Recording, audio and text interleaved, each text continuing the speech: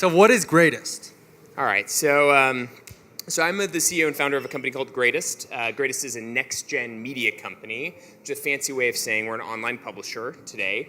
We produce content on fitness, health, and wellness. So it means healthy recipes, workouts, sort of journey stories of people who've improved.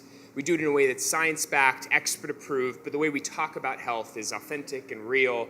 I grew up struggling with my weight and felt like there wasn't a brand that really spoke sort of our language, my language, that didn't make me feel worse about myself, but actually made me feel better, and felt like millennials were shifting in the way they thought about health and wanted to, felt angry and frustrated that there wasn't, and became obsessed with what if somebody could build a brand that really resonated with this demographic, that actually pushed them to improve, celebrated when they did, as opposed to make them feel like they would never, get to that six-pack abs in 6 weeks. Which you did at one point? It's true. It's a true story. I feel like that's a fun fact. That is a fun fact. I think finally. We're looking for a picture of Derek's abs, but if you want to read some really depressing shit, I highly recommend my series on how to get six-pack abs in 6 weeks. I wrote all about how terrible that experience was and how, for me at least, they didn't lead to me feeling happier, but frankly, I don't think I ever felt worse in my life than what I did when I looked at what is pretty superficially recognized as or thought of as physical peak success. I felt mentally the worst that I ever have, and it's probably a really extreme example of what Greatist, my company, is all about.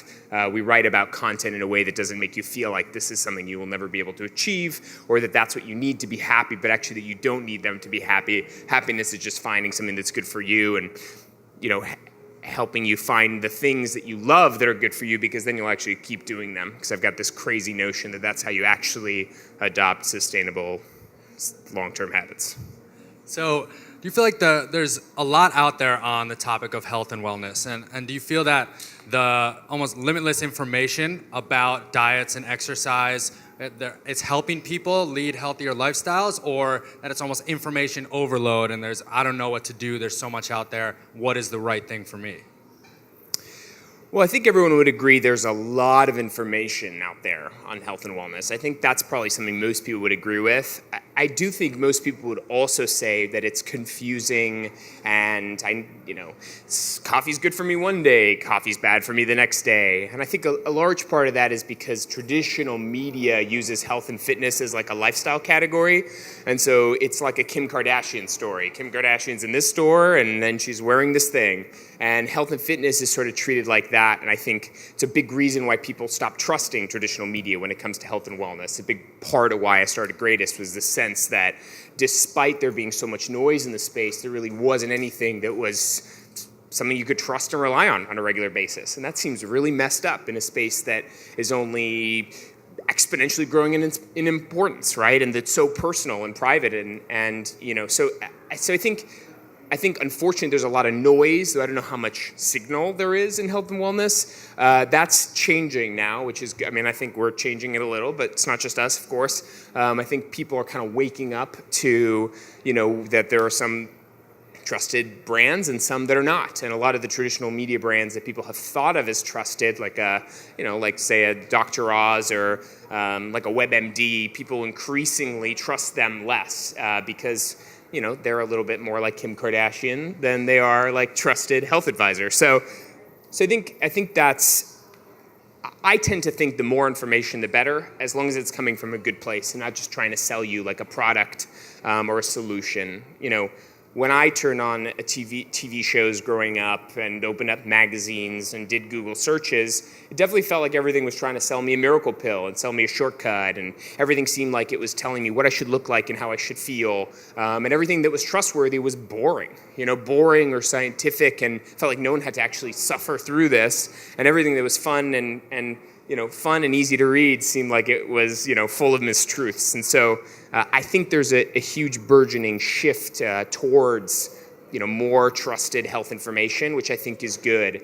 But I also think people tend not to care about this stuff. They tend to just trust their friends. They tend to trust their communities.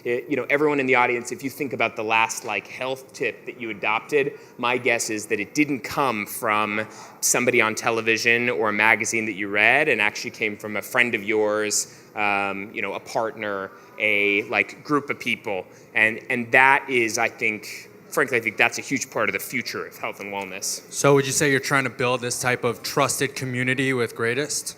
And how are you using your users to use word of mouth to get it out there? Yeah. I think, so the topic is the future of health and fitness. So I have a pet theory that I want to suggest. So millennials increasingly turn away from religion and civic community. That's a fact, right? The entire generation is less likely to go to church, less likely to show up at PTA meetings, because they've, in theory, moved online, right? And they're seeking connection online. But I think what they found in many ways that it's led to more disconnection, and there's a lack of sort of identity and association with a group of people like you. And I actually think health and fitness is the new excuse to find communities like you. And so an example would be CrossFit, Zumba. How many people in this audience have done CrossFit, Zumba, or attended a Soul Cycle class? Some percent, right? Some maybe half. If I were to ask why, my guess is most of you would not respond because fitness burns calories. You'd probably respond because my friends go there, because I love the way I feel, because it's just that's my special place or my special moment. A lot of the answers would have to do with people who are there. And so I think as we lose the connection to the sort of traditional communities of the past, we're seeking new churches to worship at, whether that's good or bad from a societal perspective. I think at least if you're using health and fitness as an excuse, that seems positive. But what I would suggest actually is that health and fitness might be the new sort of religion, and people are using it, not in a negative way, but actually I think in an empowering way, to find groups of people like them. And I think that those groups will only continue to get more and more fragmented. So to answer your question, which sounded like I wasn't at all, this idea of I think Greatist's role is actually not to build one large, massive community of people that are all trying to improve together. I hope that we can create that at some level, but the sort of harder difference-making group is going to be something that speaks to you personally. Maybe it's the November Project, which is, or Daybreaker, these things where people wake up at 6 a.m. in the morning and just dance in this supposedly sober way, or it's the November Project where they're participating in pretty hardcore fitness things in the mornings, whether it's something in the evening where it's instead of going to the club, you're going to Soul Cycle in a spin class because your people are there and that group is there. Instead of going to the gym and torturing yourself on a treadmill, you're going to a CrossFit class on Saturday that you wouldn't miss for anything in the world because your 8 buddies who are going there too are expecting you to show up. So I think that's where I think there'll be only more and more of that, and I think that's awesome because social groups is what helps people, pushes them, it gives them this different level of sort of accountability, support, and pressure to participate in something that they all agree is relatively good for them. So, CrossFit and Soul Cycle and these new workout, I want to say trends, but lifestyle choices, using technology in their routines. What do you think is the future of the marriage between health and wellness using technology, and your favorite, or what do you think is the best technology out there today for living a better and healthier lifestyle? Yeah. So the 3 things you just mentioned actually don't use a lot of technology, which I think is fascinating. CrossFit tends to be actually the most, and Soul Cycle, obviously there's some stuff being tracked, but other classes that are frankly less popular than Soul Cycle, like a flywheel or a swerve, there's a lot of them in New York City. They actually use it in a competitive way, or you can keep track of your numbers and add them in. Equinox will do this for you. CrossFit, there's some apps, but frankly, what we found. So Greatist now is 5.5 years old, and for 5.5 years, I've been asking the question, what will help people commit to health in a deeper way? It's one thing to read content. Today we reach 10 million people every single month. We're one of the largest sites in the space. That's exciting. I mean, we're really helping people accomplish what they want, helping them succeed at some goal, and in some crazy cases, people change their lives because of reading our content. It's amazing. But it's ultimately very soft. We're reaching people on an extremely massive scale in a very soft way, and it's kind of silly, but actually asking anybody in this audience to read 2 articles of anything is an extremely huge commitment. So the question is, how do we help people go deeper? And for quite some time, I thought the answer was data. Get these trackers, and my guess is in the next 3 to 5 years, every single thing you're currently wearing, at least the fitness apparel, but most likely everything you're wearing will track your data unless you opt out of it, right? So assume every t-shirt, why isn't it in your shoes? I frankly haven't quite figured that out yet. Doesn't that make sense? You're literally taking steps. Why should it be on your wrist? But whatever. So imagine it will be default. It will be so small, this technology, that it will be default built into everything you wear, and you will get to choose whether that's tracked or not. But my guess is it'll be opt out. So you'll be or opt in. You'll be functionally by default tracking everything. And my take on this, after asking this audience for years, is that no one really gives a shit. It's not that that isn't cool in theory. It's that in practice, what's the point of having how many steps you've walked, what your heart rate is like, unless there's some kind of context put around it, some kind of interesting tips and insights that are suggested to you, some kind of way to say, look, people like you who've succeeded in some way that you want to succeed did this differently.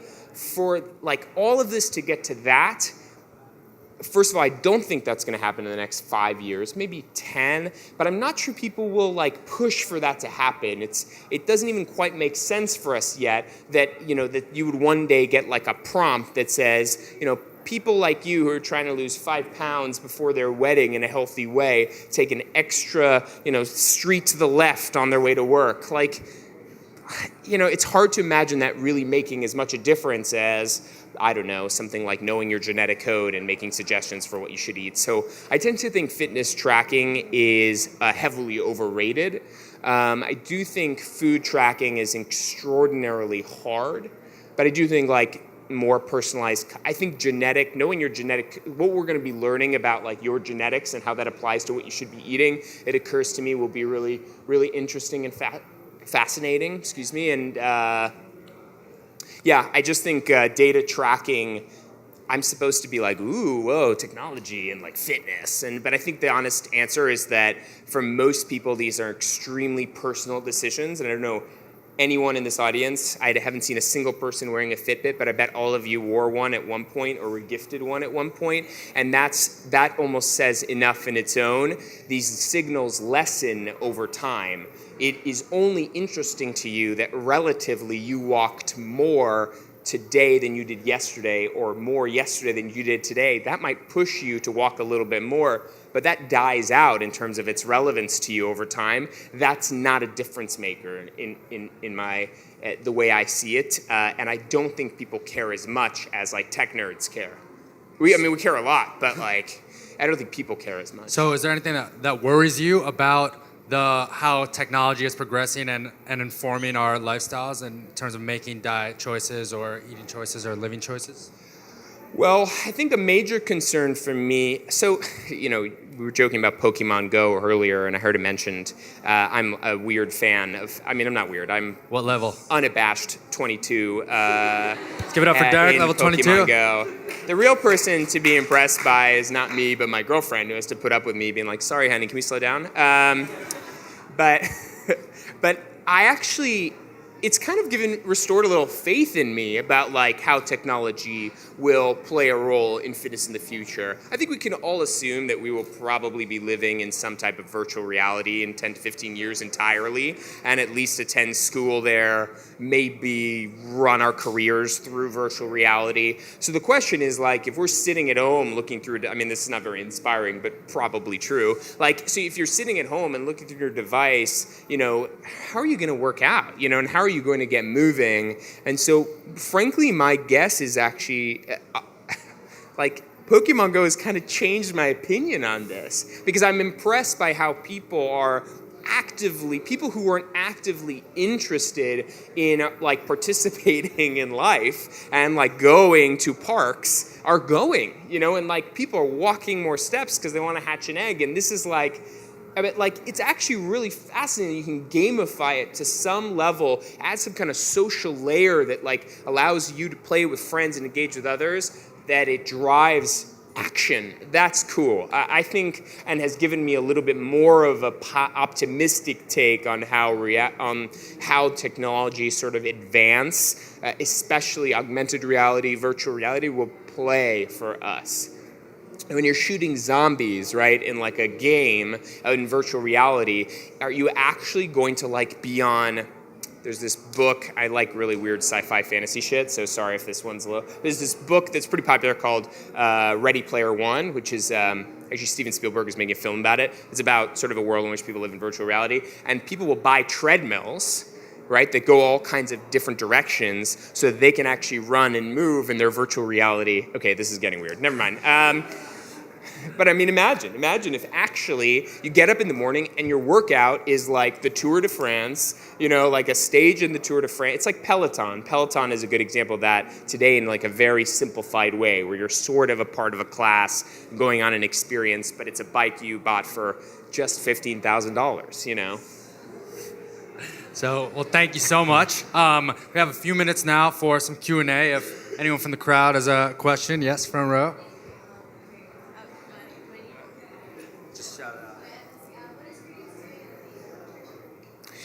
In nutrition? Yes. So I talked about healthy recipes. We write a lot about nutrition. We think nutrition is more a lot of our content, so every single piece of content we write, every fact is cited by a scientific study from PubMed, and every article is approved by at least 2 experts. So every piece of content is expert-approved and science-backed. So there's not a single thing we write about that isn't truly legitimate. We just write about it in a way that's fun and friendly. So if you look up like anything on a nutrition topic, often in Google we pop up a lot, like you'll see us writing about it, but it's actually a lot less interesting to answer sort of what is Whole30 than it is to say like, here are some like Whole30 breakfast recipes. That gets people sort of taking action. And so we tend to think of it a slightly more like that, but we do a lot. This is our number one most popular topic, is healthy recipes and nutrition. Yeah. Other questions? Yes, right there. On that same topic of taking action, it was really interesting. You talked about local communities, and now you're talking about citing scientific research. If you can expand on that, Yeah. With Greatist, with your platform, how do you help people take action in their lives? Yeah. So yeah, crazy science. Yeah, sorry. The question was like basically like how are we helping people who are joining in these communities, at least the way I understood the question, correct me if I'm wrong, is like how are we making sure that they're doing science-based things and not just making shit up? Taking action in general. Yeah, so I think it's actually just about the frame that you approach it as. I do think that, so one, I think brands and influencers make up have an extraordinary influence on this. Though I think you turn to your friends who are a little further along than you for their sort of advice. You take your information and inspiration a little bit, maybe slightly too much sometimes from your friends who seem to be figuring things out a little more. They're often getting their information from brands and influencers. I think in the past, brands and influencers have told you there's basically one action you should take, and the action is buy our shit. And I think that's the problem. And so there's a new wave of brands and influencers that I believe are increasingly saying like, it's not about what you're doing, but why you're doing it. Greatist is really not about being healthy. It's about having a healthy attitude. And so my answer to you is we'll encourage people less to take action X and more to take some action based on what they want to do. I tend to think, look, I'm very blessed. I get to work every single day and I've worked now for like going on 5.5 years at a company that I made up at some point, and then got to hire all these amazingly more talented, experienced people to help me build it. And every day, all these people are helping me make good on the life mission, my life mission, that is helping the world think of health in a healthier way. That it's not about what you're doing, but why you're doing it. And I think that healthy attitude is the true difference. So when people are like, what is the one thing I should do for my health? I tend to be like, I have no clue, you should, my question is, why do you want to do anything for your health? And if your answer is because you want to look really sexy at the beach, right? No judgment. Some people could judge that, but my judgment is look, if that's really what you want to do, then cool, man. There's a lot of things you can do to look sexy at the beach. If what you really want to do is keep up with your kids, or what you really want to do is push your partner to improve, or what you really want to do is, help make sure you live an extra 10 years in your life because that's important to you. All of those things, I think, tend to be such strong whys that then when you get off that treadmill for the 30th time and are like, fuck this, I hate treadmills, you won't just leave the gym and never come back. You'll actually be like, but maybe basketball is a solution, or maybe volleyball is fun. And so, anyway, I don't know. That was my very general answer to a very, I don't know. Time if for I one answered your more. question at all. Yes, front row right here. Yeah. I actually tend to think that, did everyone hear it? Should I restate the question? The question was basically offline is easier in places like the West, basically the rest of the country. That's not a major city because you get in a car and you drive to a gym. Less than 10% of this country goes to a gym. Less than 10% has a membership at a gym. Less than 1% of that actually goes regularly to the gym. So it's not like gym culture's it's less of a thing than any of you might think. But yoga studios. So I think the way I understood the question was this. I was suggesting that we will live in our virtual reality home universes and never leave. I actually tend to think it will probably striate similarly. If you can actively access a group of people, that are nearby, my guess is you will. I think that those communities will crop up both in a digital first environment, but also offline. There's nothing quite that replaces